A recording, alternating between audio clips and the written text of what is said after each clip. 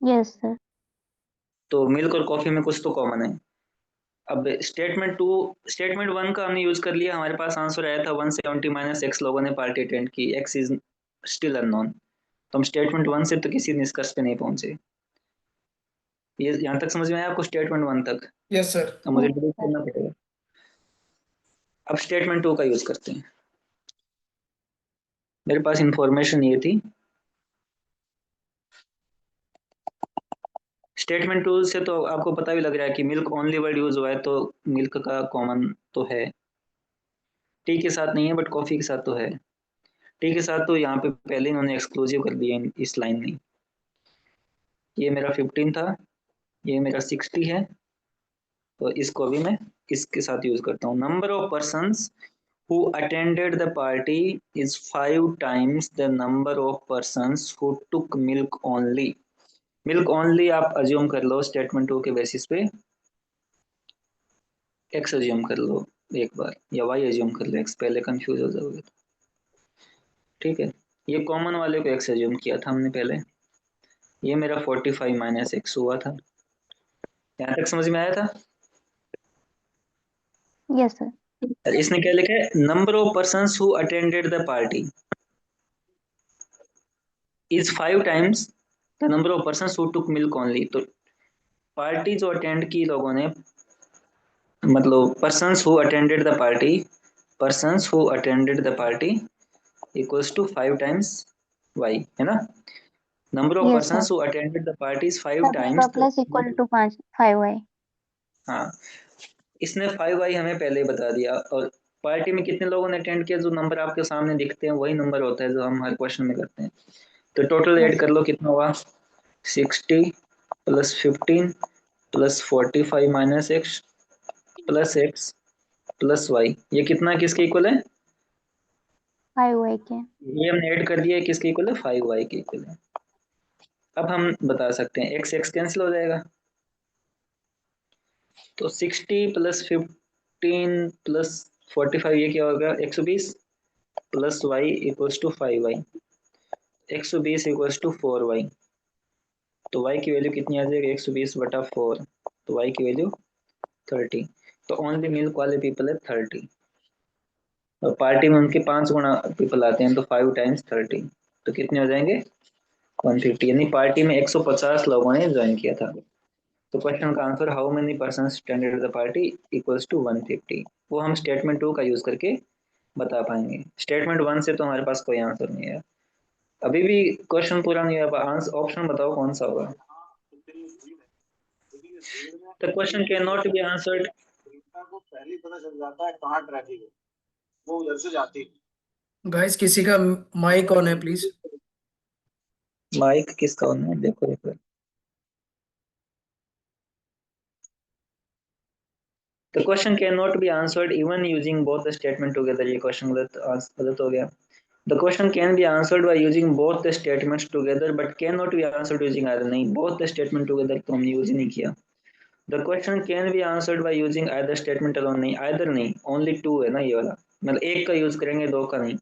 The question can be answered by using one of the statement alone but cannot be answered using other statement alone, है ना? One of the statement को हम use करेंगे alone तो answer आ जाएगा, other statement से नहीं आएगा। तो होपफुली अब आपको क्वेश्चन समझ में आया होगा। Yes sir. है ना? क्वेश्चन वैसा ही है, इन्होंने इसको फॉर्मेट चेंज कर दिया, और थोड़ा सा इस लाइन ने आपको शायद कंफ्यूज कर दिया स्टार्टिंग में ना। इसमें लाइन लिखी हुई, no one taking milk takes tea. जो व्यक्ति दूध नहीं पीते हैं वो चाय पीते हैं। इट मीन्स दूध और चाय में कोई भी कॉमन चीज नहीं है। दूध ना पीने वाले चाय पीते हैं, चाय पीने वाले दूध नहीं पीते हैं। बट कॉफी एंड मिल्क में अभी भी कॉमन हो सकता है, उसके बारे में हम कुछ नहीं कह सकते। फिर हमने स्टेटमेंट वन का यूज करके क्वेश्चन का आंसर निकालना चाहा। स्टेटमेंट वन का यूज करके क्वेश्चन का आंसर आया था 170 माइनस एक्स। तो एक्स स्टिल अननोन है, मतलब एक्स की वैल्यू कुछ भी हो सकती है, 0 से लेके कुछ भी हो सकती है। तो आंसर तो फिक्स नहीं हुआ ना, पार्टी में कितने लोग हैं फिक्स नहीं हुए। एक्स की वैल्यू मान लो 0 हुई तो 170 हो गए, एक्स की वैल्यू 10 हो गई तो 160 हो गए। तो हम इसका यूज करके आंसर नहीं निकाल पा रहे थे, तो स्टेटमेंट वन हमारे लिए इररिलेवेंट था। फिर स्टेटमेंट 2 में क्या चीज अच्छी दे दी थी इन्होंने, ये 5y वाला चीज दी है ना कि 5 टाइम्स, और फिर इन्होंने मिल्क ओनली वर्ड यूज कर दिया, तो हमें पता श्योर हो गया हम कि मिल्क और कॉफी में तो कुछ कॉमन है ना, नहीं तो मिल्क ओनली का फिर सेंस ही नहीं बनता, क्योंकि मिल्क और टी में तो कुछ भी कॉमन नहीं है, तो मिल्क का कॉफी के साथ कुछ ना कुछ कॉमन है, तो वो हमने यूज करके, और ये 5y का यूज हमने इक्वल्स में साइन में करके, वहां से हमारे पास y की वैल्यू आ गई। और पार्टी में उतने लोगों ने अटेंड किया था जितने ओनली मिल्क है उसके 5 टाइम्स, तो 5 इंटू वाई, तो 150 लोगों ने, यही हमारा क्वेश्चन है। क्वेश्चन का आंसर आ गया था स्टेटमेंट 2 का यूज करने पे 150। 150 मतलब एकदम फिक्स नंबर आ गया, इसमें फिक्स नंबर नहीं आया था हमारा, तो ओके सर। ये आंसर नहीं था। तो इस तो फिर नीचे के ऑप्शन में क्या हो गया, the question can be answered by using one of the statement alone, दोनों में से हमने एक स्टेटमेंट को अलोन यूज किया, आंसर आ गया।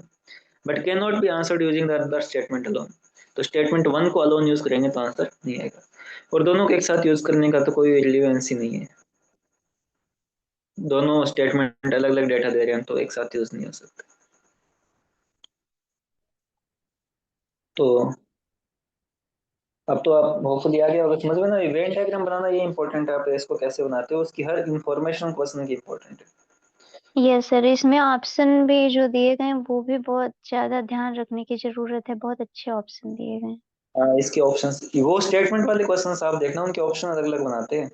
25 में एक क्वेश्चन ऐसा भी आया था जिसका ऑप्शन ये था कि the question can be answered without using any statement, जो हमने पजल वाला क्वेश्चन ने किया था, जिसमें यस। आर और एस की वैल्यू गिवन थी, R1 S2 ऐसा कुछ गिवन था, उसका ऑप्शन ये था कि the question can be answered even without using statements, और वही उसका आंसर था।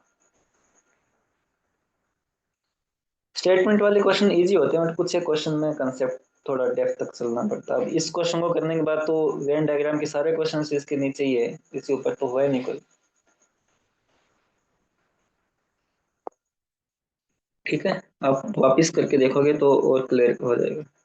24 वाला इजी क्वेश्चन था, बट इसमें भी वो ध्यान रखना था पास और फेल एक साथ गिवन थे। रिसेंट ईयर्स में क्वेश्चन का लेवल तो बढ़ा ही है, वो तो हमें सबको ही बताया, 24 में, 23 में, वो पीछे जो हमने 21 का किया था वो, और ये 14 टाइप के क्वेश्चन 11 में आते थे, वो तो बहुत इजी क्वेश्चन थे। कुछ एक और है, एक दो क्वेश्चन दो आप कर लेते हैं इनको भी।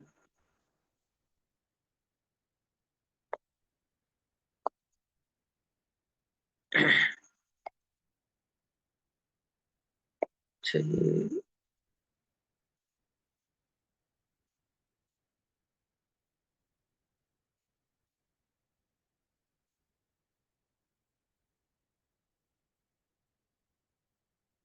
ये क्वेश्चन शायद पूरा नहीं लिखा हुआ, इसको देखो। Data on 450 students who took an examination in science, mathematics and social science, तीन सब्जेक्ट है।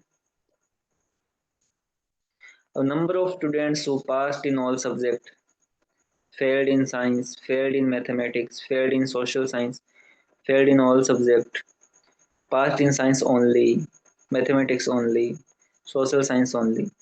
पूछा है कि how many failed in two subjects only. इस क्वेश्चन को लिखने का पर्पज ये था कि यहाँ पे पास फेल एक साथ मिक्स कर रखा है, तो आप कैसे चूज करोगे वो आपको देखना है। तीन सब्जेक्ट है, तीनों में ओवरलैपिंग है ना, सब्जेक्ट्स वाले में तो ओवरलैपिंग होती है, आप बिना सोचे बना सकते हो, साइंस, मैथमेटिक्स और सोशल साइंस। इसने पूछा how many failed in two subjects only, तो टू सब्जेक्ट्स ओनली वाला कौन सा होगा, ये टू ओनली है, ये भी टू ओनली है, ये टू ओनली है ना, तो हमें ये बताना है, और क्वेश्चन में फेल्ड कितने वो बताने हैं, तो फेल भी एक साथ लेके चल सकते हैं। देखो failed in all subject 60 people, उनको हम लिख देते हैं। डेटा हमारे पास 450 स्टूडेंट्स का है।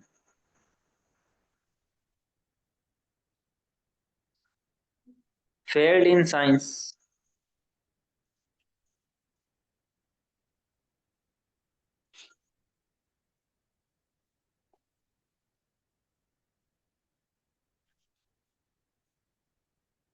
और साइंस में 191 फेल हुए, तो उसमें साइंस में ये दोनों भी काउंट हो गए, जो हमारे पास जिनका डेटा नहीं है, जिसको आप कोई नंबर अज्यूम कर लो ए बी सी ऐसे। ठीक है। Yes sir. और तो साइंस में फेल होने वाले कौन, इसको भी फिर आप कुछ अज्यूम करो, कैपिटल ए कैपिटल बी के।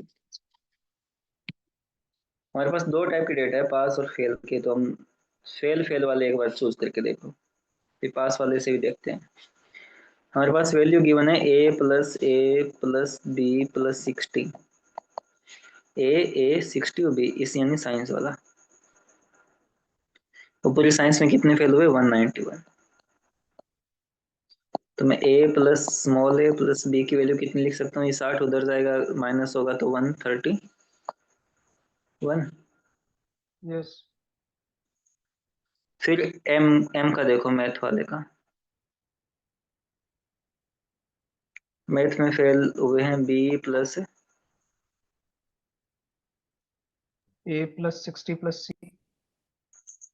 a+c 60 तो उधर कटेगा, उसको मैं अभी लिख लेता हूँ। मैथ में है 199, 199 में 60 कम करूंगा तो 139। फिर डेटा है c+b+c,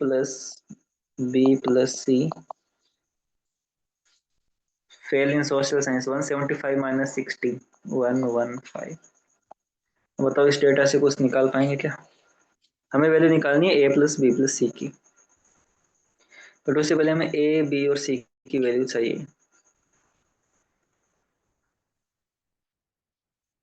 past in science only, past in mathematics only, past in social science only, ये 62, 48, 52 गिवन है।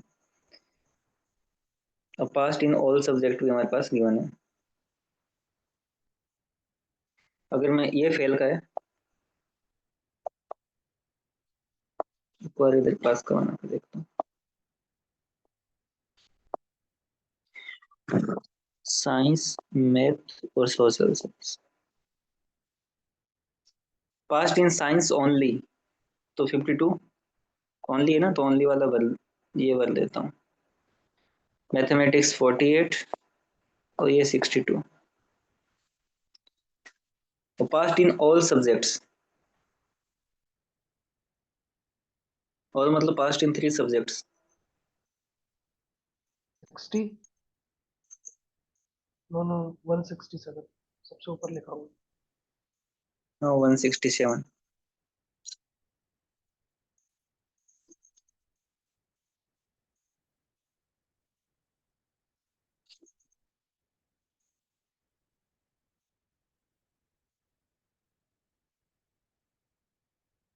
ऐड करके देखो, ज्यादा तो नहीं हो गया 450, क्वेश्चन तो लिखने के।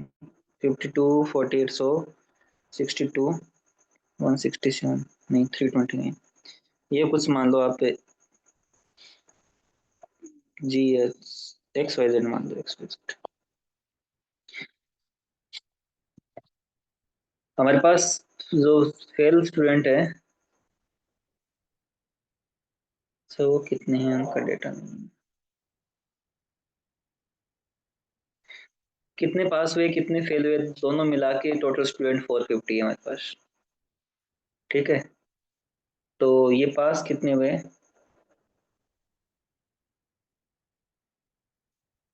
एक बार क्वेश्चन चेक करना पड़ेगा मुझे, शायद क्वेश्चन में गलती है।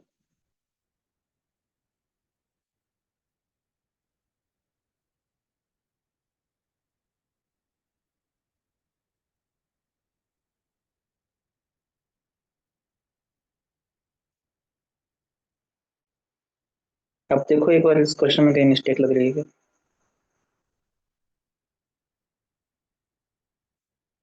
देखता हूँ।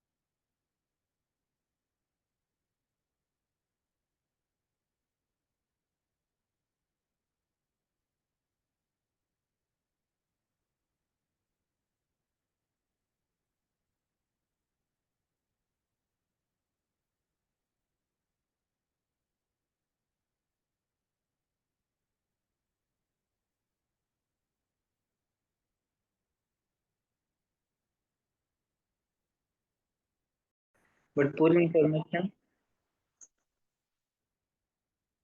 पूरी इंफॉर्मेशन यूज करने की आवश्यकता नहीं है, तो बहुत डिफिकल्ट हो जाएगा। ऐसे देखो आप इस क्वेश्चन को, सही है क्वेश्चन तो, कि how many failed in 2 subjects only, यानी कि कितने स्टूडेंट है वो 2 सब्जेक्ट्स में फेल हुए हैं। ओनली पूछा है हमसे, यानी कि वे 2 सब्जेक्ट्स ओनली का मतलब 1 सब्जेक्ट में पास हुआ है वो स्टूडेंट, है ना। कि जो स्टूडेंट्स 2 सब्जेक्ट्स में फेल हुए हैं, ओनली 2 सब्जेक्ट्स में, तो डेफिनेटली एक सब्जेक्ट ओनली में, ओनली 1 सब्जेक्ट में पास हुआ होगा। तो हम जो नंबर है ना ओनली 1 सब्जेक्ट्स वाले, ओनली पास्ट वाले, इन तीनों को ऐड कर सकते हैं, तो सिंपली आंसर आ जाएगा हमारा 52 + 48 + 62। तो हमें ये वेन डायग्राम की रिक्वायरमेंट नहीं है। वो इसलिए नहीं है कि फिर ये बहुत बड़ा डेटा बनता है, a+b+c, और फिर a+b+c को हम निकाल नहीं पाएंगे इंफॉर्मेशन से। ठीक है, तो how many failed in 2 subjects only, it means past in only 1 subject.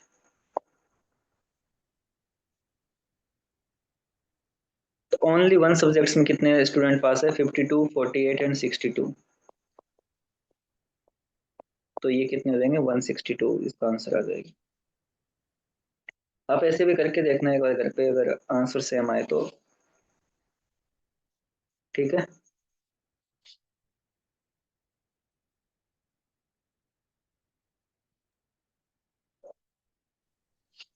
Yes sir. Yes sir. Next question करते हैं। है ना। वो इसलिए कि इसमें बहुत सारी मिक्स्ड इन्फॉर्मेशन है ना हमारे पास इस क्वेश्चन में।